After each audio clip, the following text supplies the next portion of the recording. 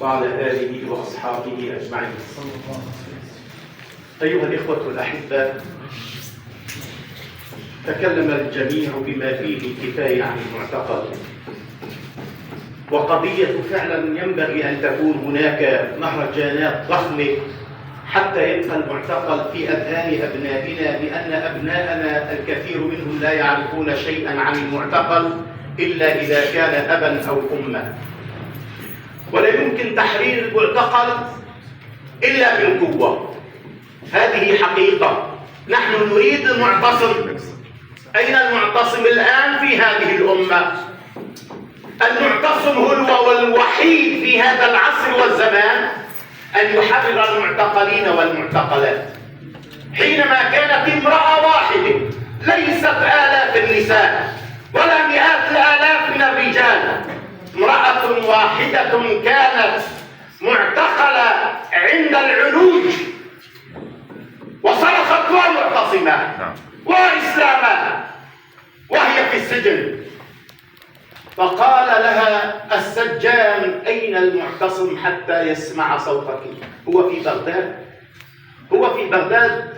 وشاءت إرادة الله أن يكون رجلا مسلما قد مر من جانب السور، فسمع صيحاتها ونقل هذه الصيحات إلى المعتصم. قال له: امرأة مسلمة تستنجد بك يا معتصم، ومعتصما وإسلاما. أمر قائد الجند أن يجهز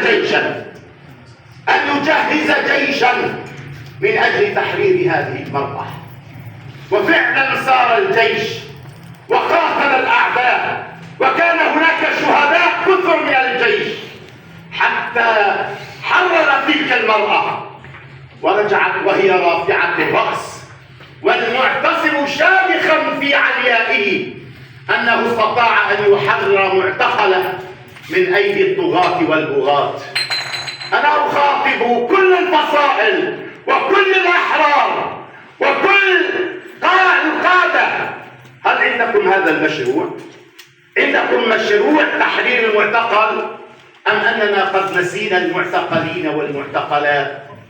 وكأني دائما أرددها في كل معتقل وكل معتقلة تناديكم كما ذكر أخونا: ألا موت يباع فيشتريه، فهذا العيش ما لا خير فيه.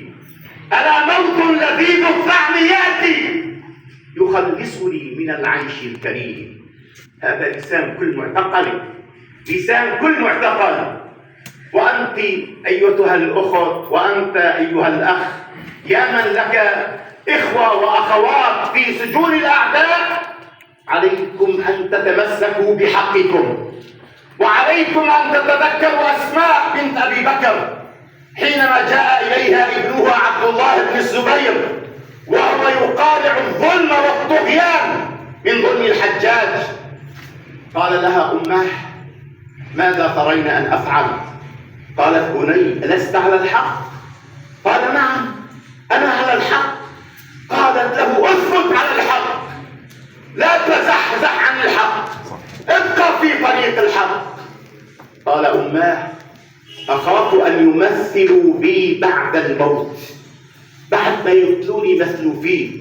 قالت له: بني، إن الكبش إذا ذبح لا يضره السلخ، وهكذا نريد من كل أم أن يكون قلبها كقلب أسماء بنت أبي بكر رضي الله تعالى عنها. وانتقل عبد الله بن الزبير شهيدا إلى ربه سبحانه وتعالى، وصلبه الحجاج على جدار الكعبة. وبعد 3 أيام قال: جيئوا بأسماء حتى ترى ولدها، جيبوها خليشوف ابنها كيف مصلوب. وكانت عمياء، فجيء بها وأشاروا إليها أن ابنك مصلوب في هذا الجدار.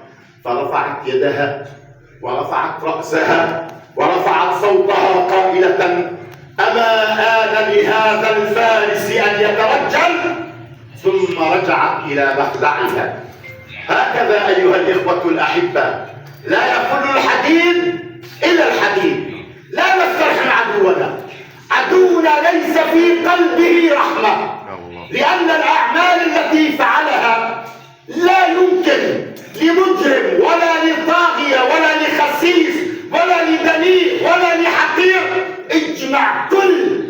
هذه الكلمات وضعها في قاموس هذا النظام فإنها لا تفيه حقه. أسأل الله سبحانه وتعالى أن يهيئ لهذه الأمة رجلا عصاميا معتصم يقود الأمة من أجل تحرير المعتقلين والمعتقلات، وما ذلك على الله بعزيز، والحمد لله رب العالمين.